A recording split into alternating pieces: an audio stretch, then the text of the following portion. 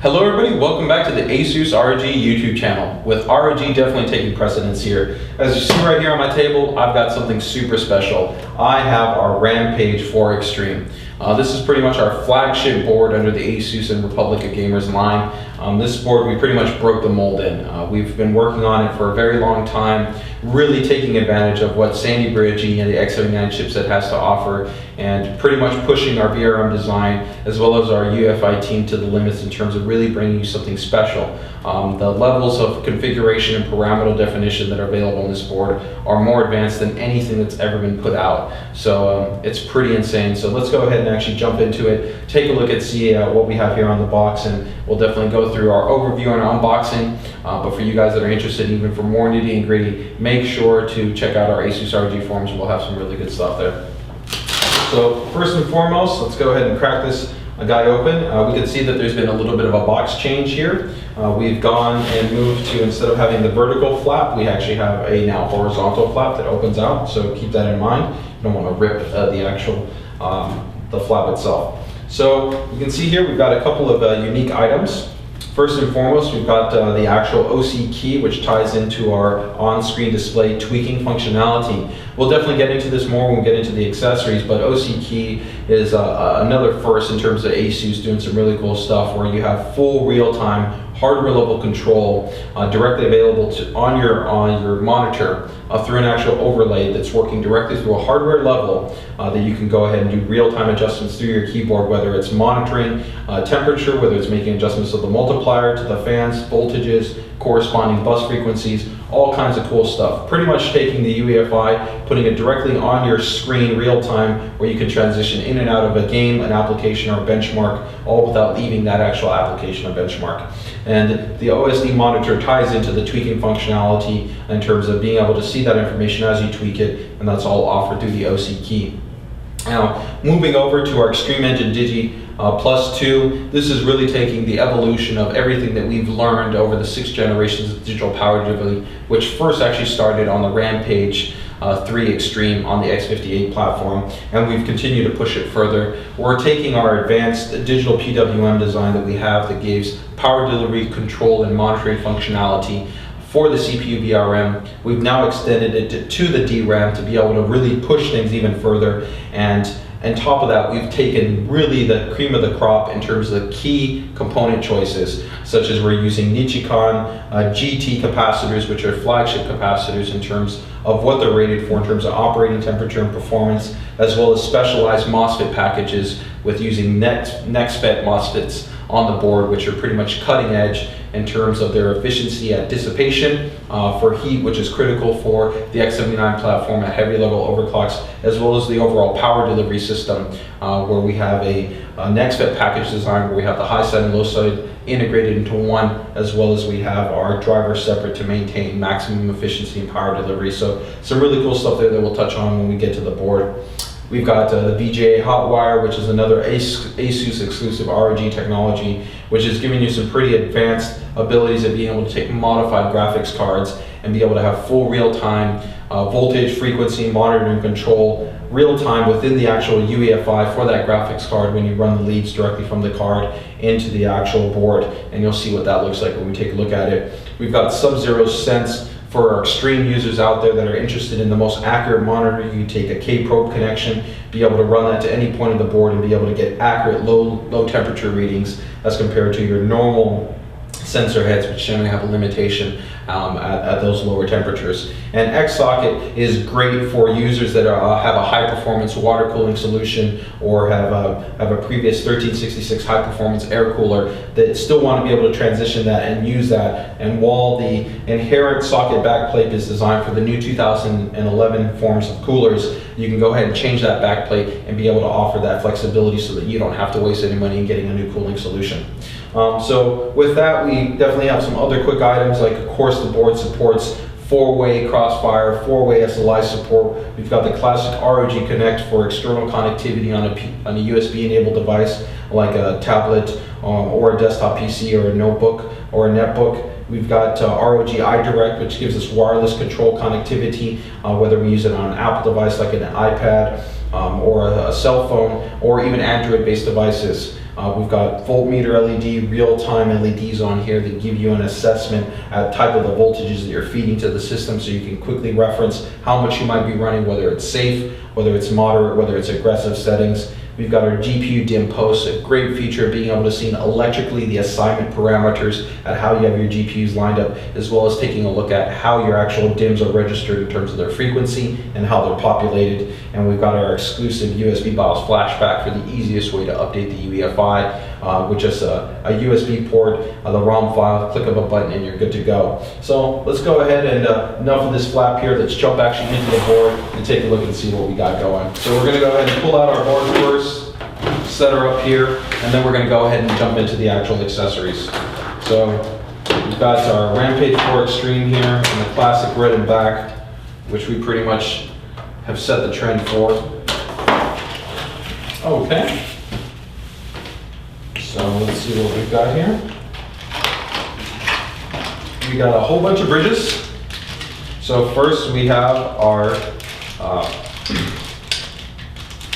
two-way extended SLI bridge, which is actually in the requested heavily from our community, finally back in black. So we've got black bridges, so thematically goes great with our board. We have a crossfire bridge, and then we have a three-way hard SLI bridge, and then we've got the real special one, a four-way hard SLI bridge. So being able to definitely be able to take all aspects in terms of multi-GPU configuration, once again, whether you're talking two-way SLI, three-way SLI, or four-way SLI. Now, here we've got definitely something interesting. You can see that it says OC key on it. It looks like a standard kind of USB header to header connection point. And what this actually matches up with is actually the OC key. Now, you can see actually here on the OC key that it actually has DVI interfaces. Because essentially what happens is that this plugs into the back of the DVI port on your graphics card, and this port is then your output, which will then go ahead and output to your actual display. And on the side here, you actually have a USB port to go ahead and update the firmware on this, because this actually does contain a specialized iRog controller, just like our actual motherboards, so it contains advanced hardware functionality. And then also here, we actually have the connection points for the OC key device. So the OC key device essentially will allow you to go ahead and connect this cable from here to the actual motherboard. Once you make this connection, essentially what the OC key will offer you is the ability to have full real-time hardware level control of the system in the operating system. So you can imagine actually being in the middle of a game, wanting to dynamically increase the performance. Maybe you want to go ahead and up the multiplier, make an adjustment to the fan speed, any number of different parameters. You can go ahead and hit the control option on the keyboard. You'll bring an on-screen display actually onto the system and be able to make those modifications real-time on a hardware level, then be able to exit out and be back in your game. Nothing like that. So this is a really awesome hardware exclusive option that we offer on ROG that's really extending the overall functionality and control options that are available. Whether you're talking about OC key, ROG Connect, or UEFI, ASUS2, pretty much every single option that you have in terms of being able to tweak and tune the actual platform is available to you here any which way you want. So with OC key, the other cool option is that because it is an actual firmware based device, where it actually has a dedicated IC, we have the ability to update it as we continue to get feedback. We can continue to tune the firmware to be able to provide more flexibility, improve update compatibility for different functionality aspects,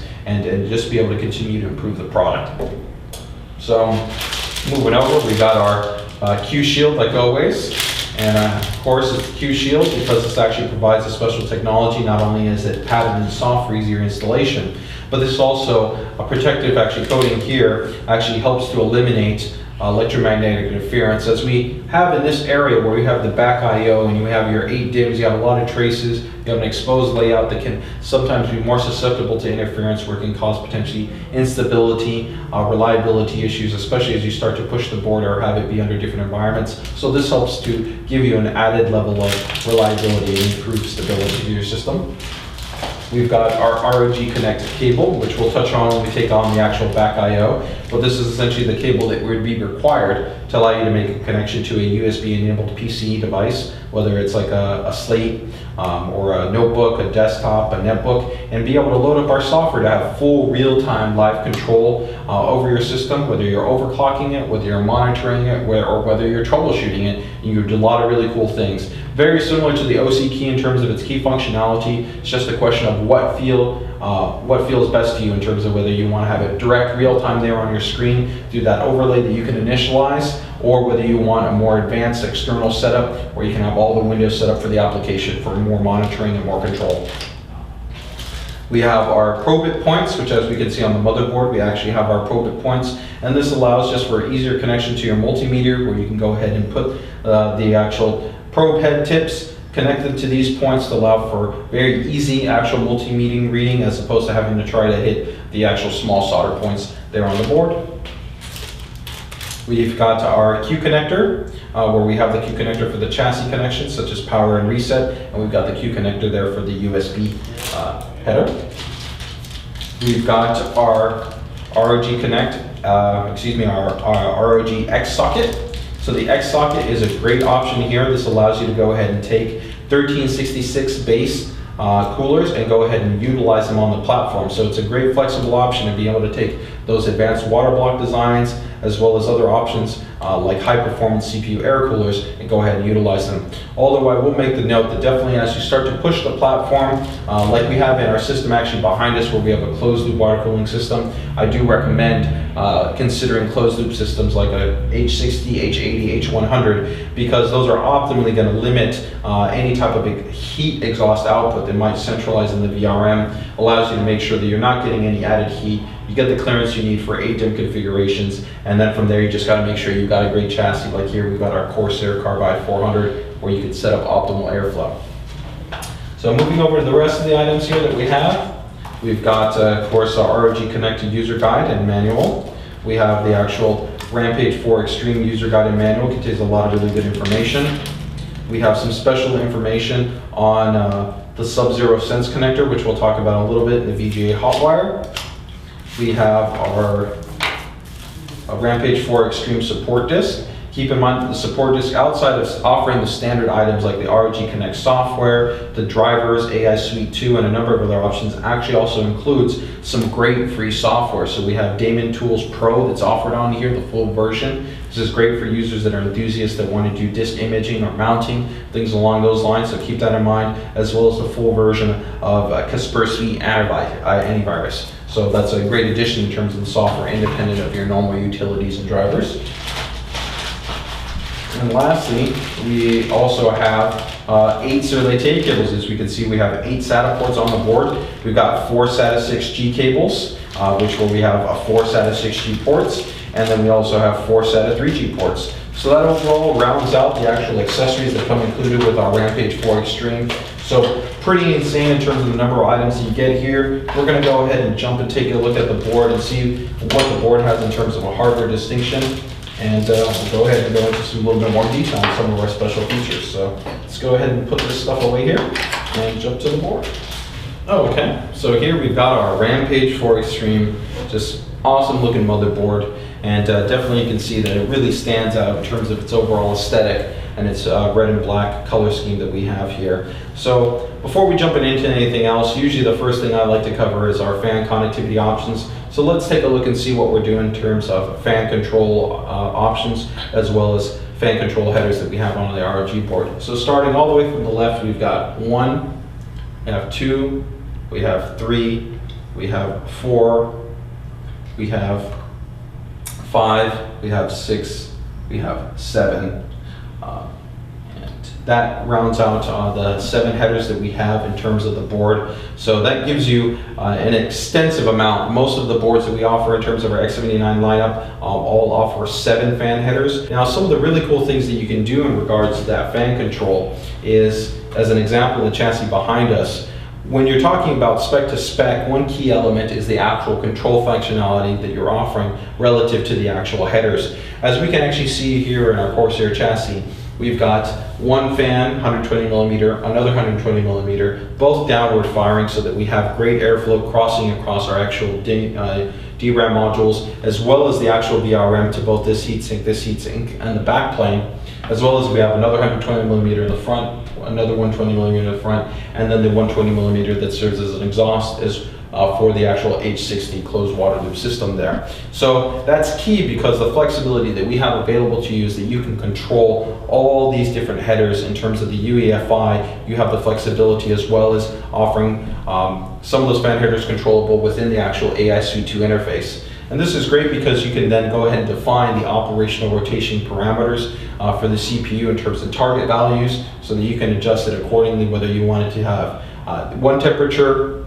for maximum rotation and then another target temperature for the minimum rotation. So this kind of flexibility really helps to have the ROG board stand apart in terms of the options that are available for something as simple as fan connectivity. So not only does it stand out in terms of just having 7 4-pin fan connectors, but the actual functionality and flexibility you have at using those fan headers is a key value that we look into. So moving away from the fan headers, let's go ahead and take a look at some of the actual connectivity that we have here on the bottom of the board. So moving to the very bottom of the board here, we can see that we have the front audio connector here at the bottom. We then have, of course, as we noted previously, the 2 fan headers.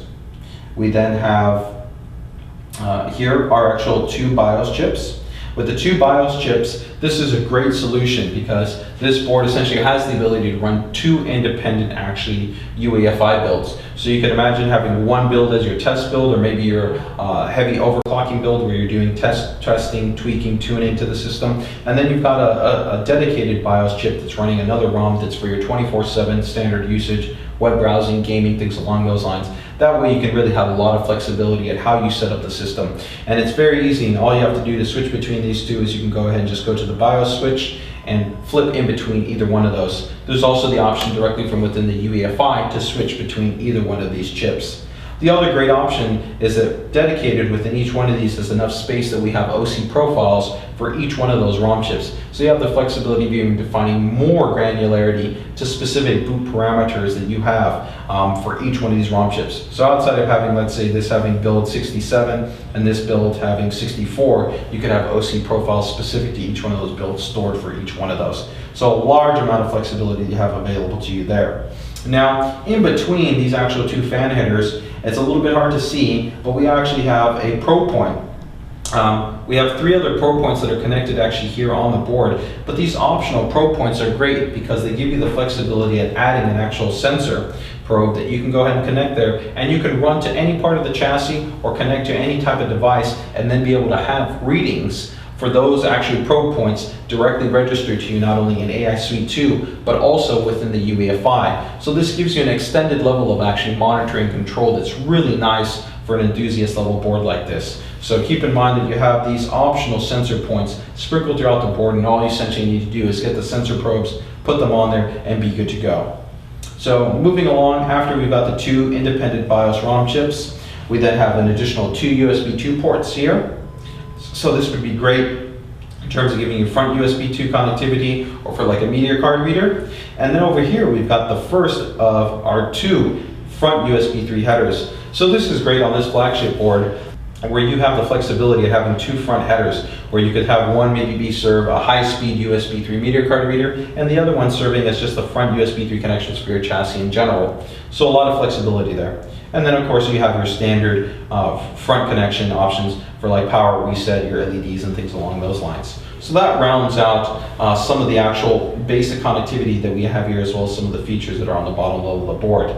Now, one of the things that immediately calls out here is all this PCIe connectivity. So as we originally noted, this board is offering to you 2-way, 3-way, and even up to 4-way SLI support. While it's a slightly larger form factor, it's not the largest form factor, so it's still flexible in terms of working in a lot of chassis. And when we take a look at the PCI connectivity, to recap here, we've got a physical by 16, physical by 16, physical by 16, physical by 16, and another physical by 16, allowing you on this chipset to be able to run optimally either by 16 by 16, or by 16 by 16 by 8, or by 8 configuration, depending on actually your GPU configuration and your PCIe device utilization. You've got the optimal layout as well in terms of being able to have a lot of flexibility on how you run this board. You have, of course, standard dual slot slot spacing where you could run 2 GPUs and another 2 GPUs and have a lot of space there in the center for a RAID controller, a wireless adapter, a higher end sound card, any number of type of devices. You could do a triple slot card and a triple slot card and still have expansion connectivity. So you really have a lot of different ways that you can use the platform, and on top of that, depending on the configuration parameter, you still even have a buy one accessible for standard entry-level PCIe based devices like a standard Wi-Fi adapter. So a lot of flexibility that you have in terms of the PCIe connectivity, and of course we maintain using our actual Q latches, which allow for a much easier method of being able to actually eject the actual PCIe device or PCIe graphics card from being installed, as we have a wider branch mechanism. So moving over to some of the other options that we have on the board, let's go ahead and start taking a look at one of the most common items that's sprinkled throughout the board, but definitely looks a little bit different.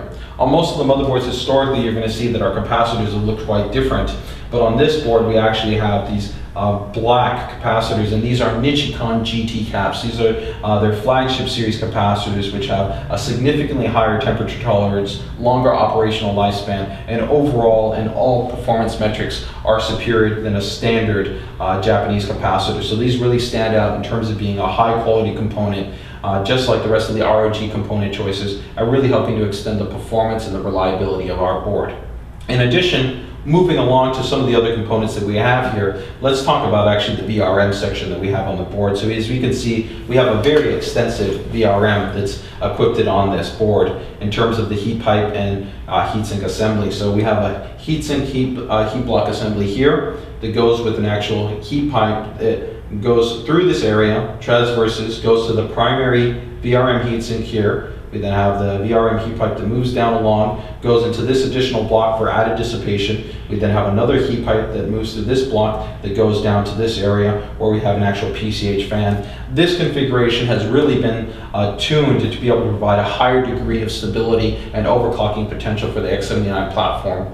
With your VRM on the X79 platform, power draw can exceed sometimes 170, 180, even 200 watts of direct CPU wattage, and that equates to a lot of heat for the CPU. And when powering that entire wattage chain and that frequency, you can be putting a lot of pressure on the VRM where the heat is really ratcheting up there. Now it's key for one to be able to have a chassis configuration like we have here in the back, where you've got great airflow, where hopefully you have downward firing fans. You can actively cool the DIMMs, cool the VRM heatsinks to ensure really strong operation efficiency, especially for the VRM. And that's going to be critical for breaking that 4.6, 4.7, 4.8 marker, and potentially even higher depending on the quality of your CPU. But with this PCH fan, not only is this helping us to keep this entire area actually cooler, but this actually is helping to supply cool air to the actual heat pipe assembly, so that overall we get a much more efficient and cooler running VRM. Now, in addition to that, underneath these actual items, we have our new black metallic chokes, which are high amperage, even higher rated than our standard channel series boards, really giving you a much higher level of power delivery. And on top of that, we're using this specialized high-end NextFET power block design for our actual MOSFET package. This, in combination overall with the Extreme Engine Digi Plus design, really is helping to allow this board to push the highest level of frequencies capable. So really your limiting factor is not going to be the board and the power delivery system, but the quality of the CPU margin. So definitely keep that in mind, that we've taken the time to really put a solution on here that gives you a strong level of power delivery, and on top of that, we've really opened up the options within our UEFI to take advantage of our digital design, whether it's the actual digital controller for the DRAM as well as the digital controller for the CPU. We're able to go ahead and make adjustments to switching frequency parameters. We can make adjustments to LLC tables, very advanced high-level Paradise options that are exclusive to our ROG board, for a whole bunch of other slew of optimal parameters that you can really tweak and tune to your heart's delight. So moving away from the advanced heat pipe, heat sink assembly that we have here, helping to cool our Extreme Engine Digi Plus design, we have some other really cool stuff that's on the board as well. So moving over to this side, when we're taking a look from the very top, we can see that we have a debug code. Debug code display is a really great way users that are very knowledgeable about platforms, when troubleshooting an issue, they can reference that debug code, take a look and see, you know what, it's locked on this memory debug code. I can go ahead and maybe reseat the memory. Maybe I need to tune a parameter to go ahead and allow for a little bit more flexibility. You can go ahead and reference that information and get up and running. So it allows for a lot of flexibility. Moving down here, we actually have our slow mode switch, which is another exclusive option to ROG boards. This is really focused for the ultra-end enthusiasts that have access to extreme cooling mechanisms, that need to be able to have some different characteristics that actually how the board posts and boots under these colder environments. So this allows you to have a lot more flexibility. So keep that in mind. When looking over at this little area that we kind of call like our mod zone or extreme tweaker zone, we have a couple of really cool options. One, we've got standard stuff like a hard start button, reset button, and then we have here our Pcie switches. These are great for troubleshooting as well as for easy benchmarking. For troubleshooting purposes, if potentially maybe you have a faulty PCIe device and potentially one of these devices is locking your post or your boot process, you can go ahead and attempt to just disable these on the fly and attempt to go ahead and see that once these are disabled, does the system respond accordingly. This is great because it doesn't require you to actually remove the device. For ultra-end enthusiasts that are also using more extreme forms of cooling, or people that are doing competitive benchmarking, you have a great option as well, as that you can load up, get everything configured, and just quickly enable the configuration as required. So you just leave one GPU enabled when you're doing one, and then just keep moving up the table in terms of enabling everything once you get up to 4 GPUs. So great flexibility in terms of this option. Now, underneath it, we have our Go button and MemoK button.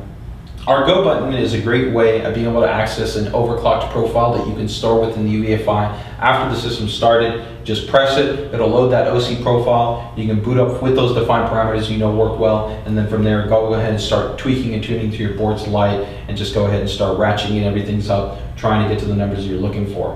When in a pre-post environment, so when the system is actually not on, you can hold down that button and it will execute the MemoK functionality.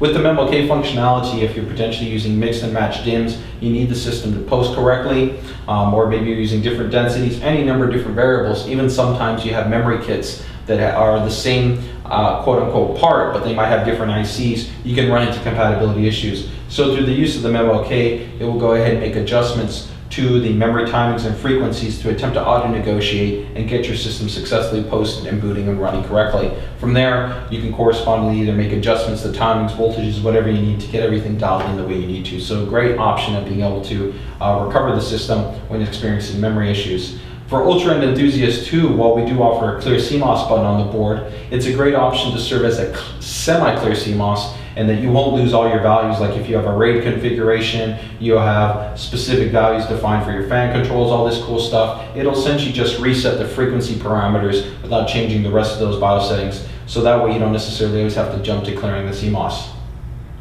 Now, one really cool option that we see here are these little leads and connections that we have here. This is for actually our VGA Hotwire implementation. With VGA Hotwire, it's another ASUS exclusive option where you can take a modified graphics card where you've made solder points to take advantage of maybe, let's say, more advanced voltage adjustments or things along those lines, where once you go ahead and run an actual cable from the modified points on the graphics card directly here to the motherboard, you'll actually be able to have direct control and monitoring functionality of that graphics card within the UEFI, and actually even within AI Suite 2. So this is really cool in terms of not only being able to see the temperatures, the voltages, but even to be able to adjust actually parameters on the cards all directly within the UEFI. So you can imagine that for complex configurations, that means you don't have to deal with it getting inside the chassis, or for those guys that are in the extreme environments, you don't have to worry about fumbling when you have these complex pot configurations, or under more advanced configurations, maybe under water cooling, where you want to be able to ratchet up voltages, but you want to be able to dynamically adjust that real time within the UEFI or within the software.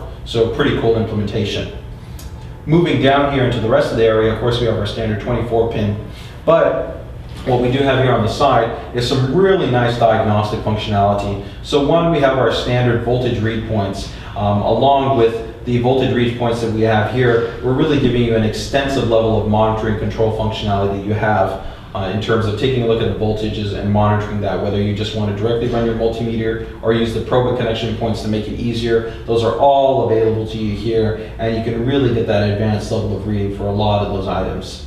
Now, we also have 4 LEDs that are on here that are part of our QLED diagnostic system. So this is great for users that are less advanced and not as knowledgeable when looking at the actual debug codes. and they're interested in finding out where is my system potentially having an issue when it's posting or powering on. I can go ahead and quickly see, is it a CPU related issue, DRAM issue, a VGA issue, or boot device issue. That LED light will light up, let you know I have an issue there. You can go ahead and resolve it, get your system up and running so that you can get your system complete in terms of the build, or even when you're in an open testbed environment, sometimes somebody forgets to seat something, maybe something's not fully mounted correctly, and that can also serve to give you a quick reference as a diagnostic system. So this is another great option I have here on the Rampage IV Extreme.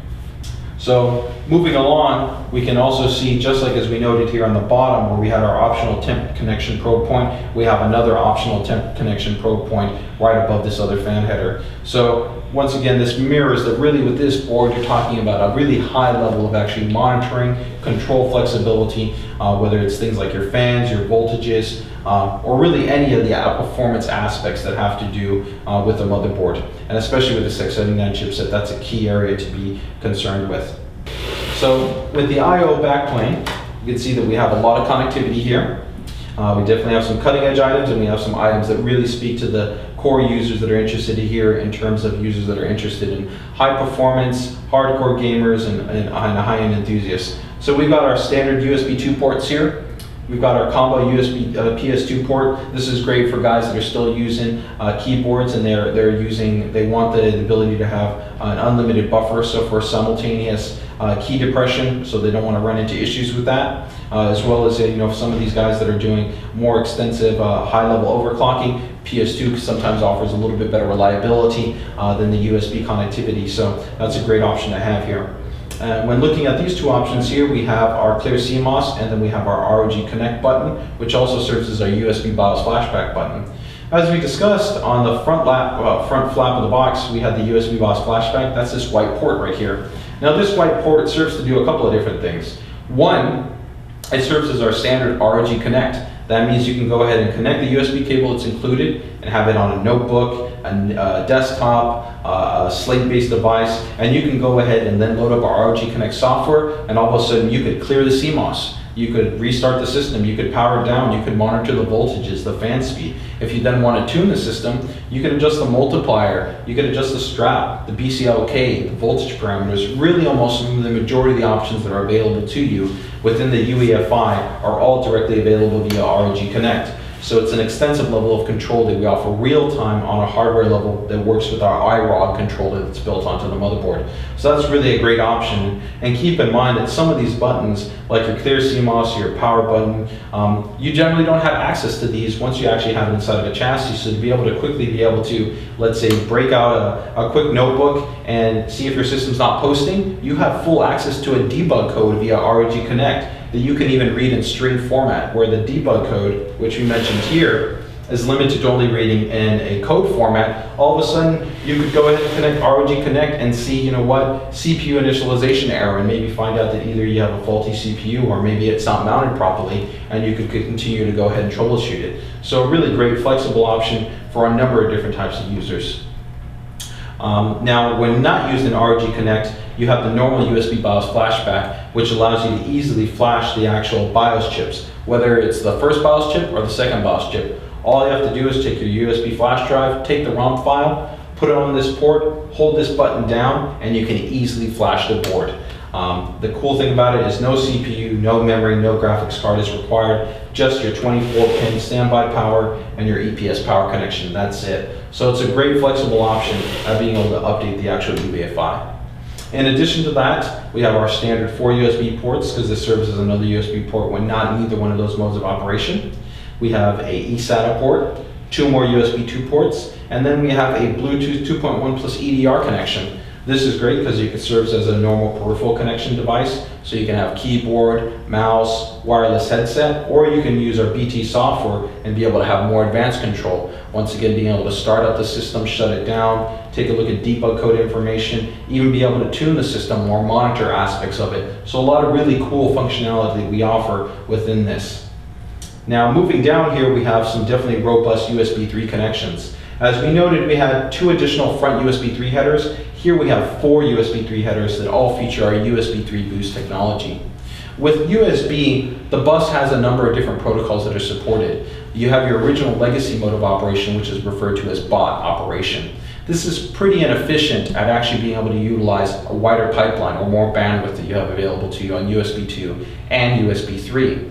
With our USB 3 boost implementation on our ports, we're using custom firmware, a driver, and a hardware controller that allow us to actually shift into a SCSI mode of operation for any USB 2 or any USB 3 device. With SCSI mode operation, or as we term it in ASUS2 Turbo, you get the advantage of actually taking advantage of the more bandwidth that you have available and increasing the performance, reducing the CPU utilization, and having better latency, as well as supporting some basic queuing structure. So this essentially ultimately translates into faster performance for your USB 2 or for your USB 3 device. Where things get really interesting is you have a newer protocol mode that's supported that's called UASP.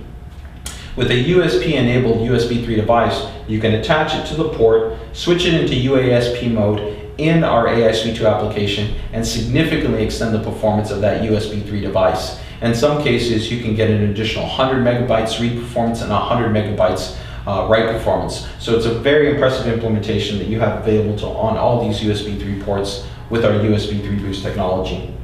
Now, moving over from these two USB 3 ports, we have our Intel native Gigabit Ethernet controller built into the board. This saves us one of the PCIe lanes on the board, but it also gives us advanced performance, better interoperability and compatibility, as well as the very robust Intel driver stack, where it gives you a lot of flexibility being able to tune and run diagnostics relative to your network. So a really cool implementation that also, for general enthusiasts as well as gamers, is the preferred network of choice.